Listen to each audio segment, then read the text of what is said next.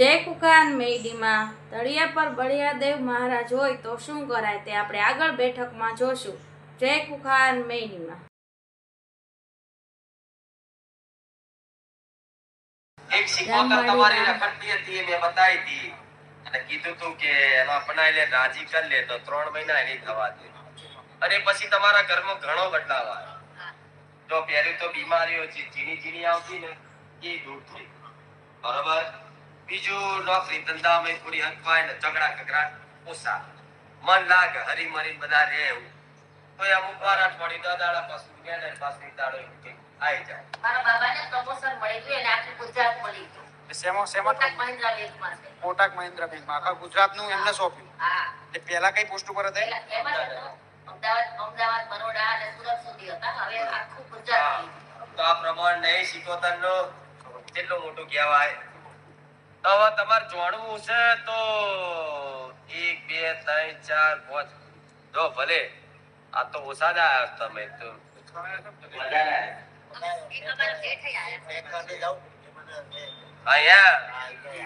પૂરા નહીં પૂરા હોત તે નખો દો પૂર્વ જાહેર કરે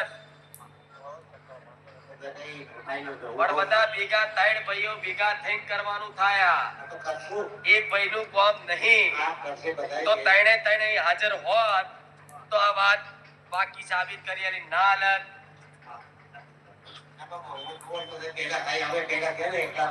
બે ભાઈઓ તો અમે છીએ, એ તો હાજર છીએ। મેં 3 ભાઈ કીધા કે નહીં આગળ બીજા 3 ભાઈ હતા એટલો વંશ પેલો જતો રહ્યો। હા હાલો માઈક જલ્દી જવાબ આપો। ગુજરી ગયા છે ના કશું નતું નાના જ હતા એટલે વંશ પેલો મૂળ કપાયો બરાબર। એથી જૂનાગઢની બધી વાતો છે બરોબર।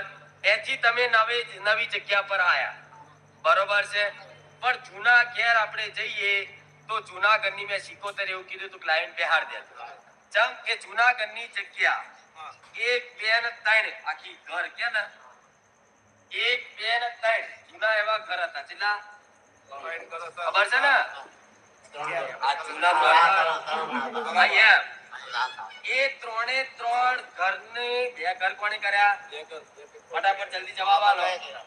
એની વાત છે એ 3 ઘર હતા એની વાત બરોબર। ઓહો તો ખરા તાય અમતતા તમને દુઃખ છે સિકોતર માતા બિહારી ભલે બિહારી પણ એ મિલકત બાબત ઝઘડા થતા તમાર એ ઘરની વાત છે। તને પ્લોટ ગણાવું તો આસન આટલું આટલીથી મોડીને આટલું થાય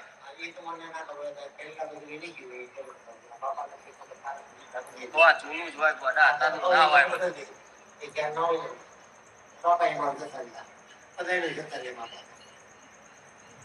કરશો પટેલ કહો બધા ભેગા થઈને તો મને બહુ મજા આવે।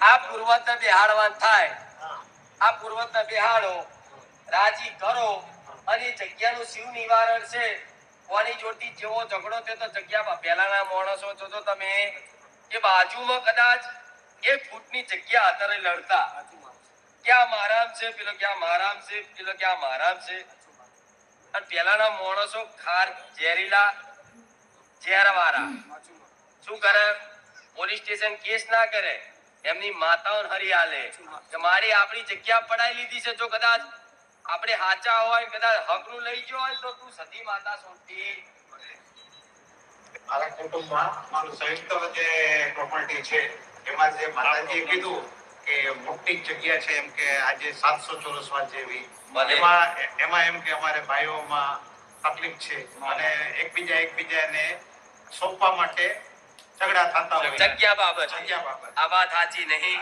સાચી 100% સાચી અહીંયા આ જો તમે જોડતા હોય ને તો મજા આવે મંડિયાવા હવે આજે પ્રોપર્ટી માટે કે જગ્યા માટે કે ભાઈઓની અંદર કે ઓલા ભાઈ એમ કર્યું અમને કર્યું એ આપની વાત સાચી છે। બીજા નંબરે કે આપના હિસાબે ઝઘડાના હિસાબે ભાઈઓમાં બોલવાના વ્યવહારો નહીં જુદા પડ્યા સામે આવ્યા હોય તો એમને દુનિયાની દ્રષ્ટિ એમને કાઢે કે મારા મોટા ભાઈ આવ્યા પણ અંદરથી તો જે રોકાતું હોય છે કેમ વાત એટલે એ વાત તો સાચી છે. એટલે હવે તો શું છે કે અમે તો એટલું જ ઈચ્છીએ કે માતાજી અમે તમને એવી પ્રાર્થના કરીએ કે આનો ઉકેલ રાજી ખુશીથી અમે તો જતું કરવા માંગુ છું થોડું, પણ આજે ભાઈઓ પ્રોપર્ટી કરતા અમારા ભાઈઓનો પ્રેમ જો જળવાઈ રહે તો અમારા કુટુંબ માટે એ બહુ ખુશીની વાત છે. ભલે મૂળ આ બધી વાત કહેવા પાછળનું મુખ્ય કારણ એ હોય છે કે બધાને તમારા બાપ દાદાનું જૂનું ઘર કે જગ્યા હોય દુઃખની ઉત્પત્તિ એથી જ થઈ હોય. 50 વર્ષ પહેલા જે તમારા વડીલોએ કર્યું હોય એના ફળ સ્વરૂપ આજે તમે સુખ કે દુઃખ ભોગવતા હો. આજે જે કરો છો એ 50 વર્ષ પછી તમારા વસ્તી તમારી આવનારી પેઢી સુખ દુઃખ ભોગવે. એટલે મૂળ જૂની વાત તો જૂનેથી જ ઉખાડું તો તમને તો જડ મૂળમાંથી મળે. ઉપરથી કહી દઉં આ પેલું પેલું હનુમાનજી ફલાણું બધું છે બરોબર, પણ જૂનું શરૂઆત નથી થઈ. બધી જગ્યાએ ભોગા મહારાજ હોય છે તળિયા પર, તમારા તળિયા પર બળિયાદેવ મહારાજ બારનું મેળવી આવો.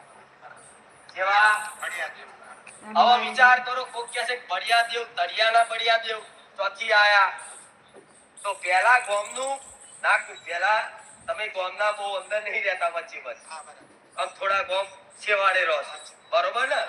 પાકું છે ને? સાચું છે.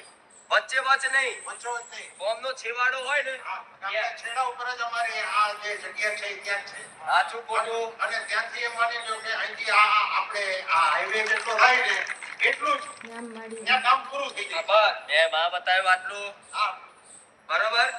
તો પહેલાના યાદ કરજો મારી વાત.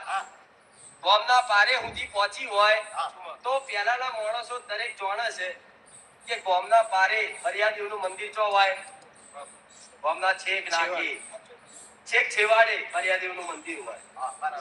હનુમાનજીનું મંદિર ચો હોય, બરાબર છે. ગામના છેવાડે.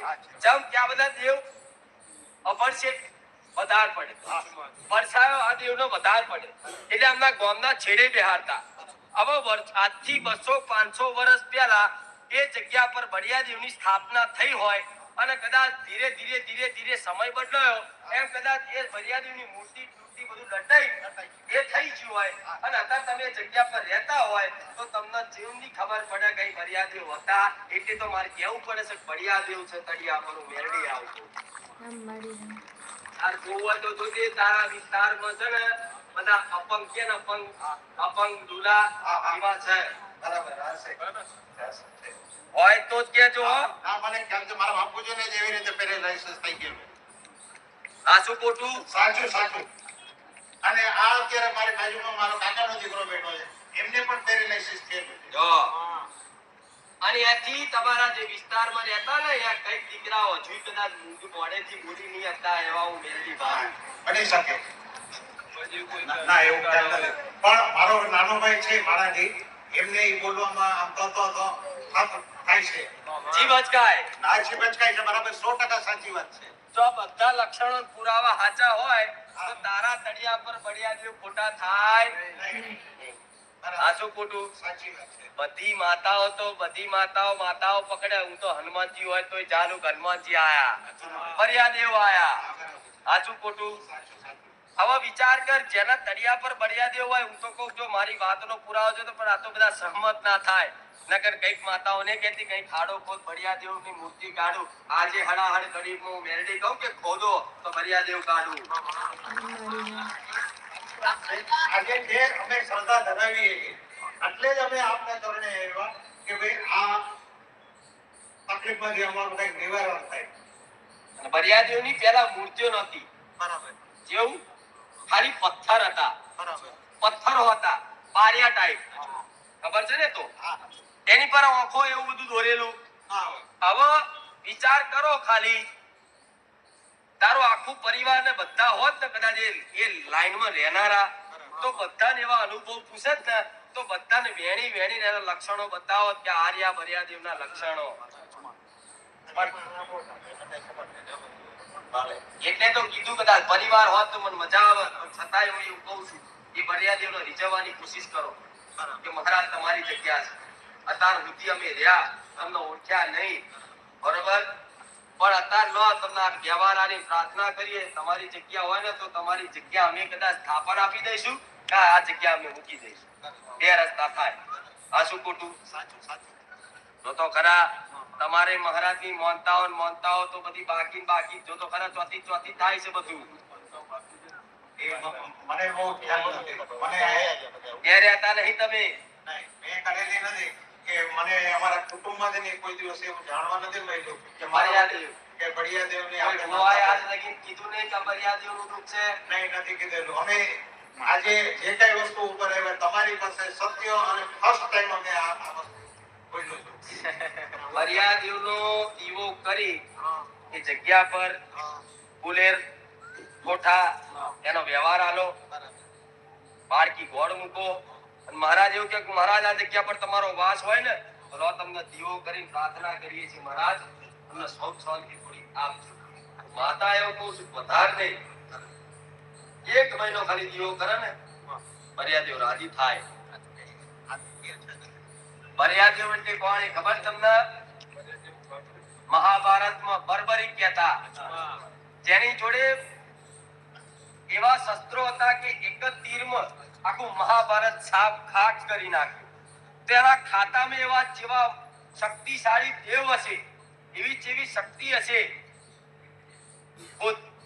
કૃષ્ણ ભગવાન બળિયાદેવજી ડરતા કે આને યુદ્ધમાંથી બહાર કાઢો નકર આ એક જ તીરમાં આખું મહાભારત એકલો પતાઈ દેશે. એટલે તો આ ધડાહડ કળિયુગમાં બળિયાદેવની મોનતા રાખો ને તોય તમારી પૂરી થઈ જાય.